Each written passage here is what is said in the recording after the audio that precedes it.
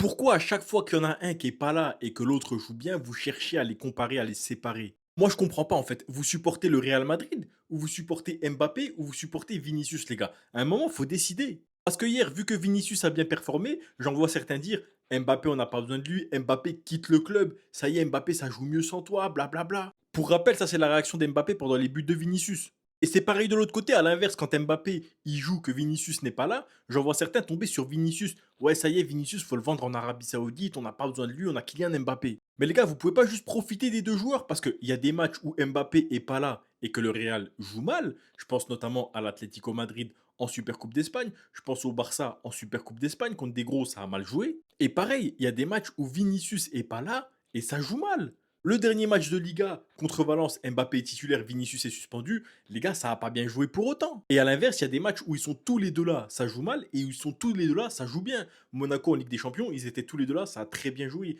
Contre Bilbao à l'extérieur, ils étaient tous les deux là, ça a très bien joué. En fait, il faut juste arrêter de résumer les performances de l'équipe complète à la présence ou à la non-présence de Vinicius ou de Mbappé, les gars. C'est pas eux qui font toute l'équipe. Moi, je suis d'accord, offensivement, c'est peut-être pas les deux attaquants les plus compatibles de la planète.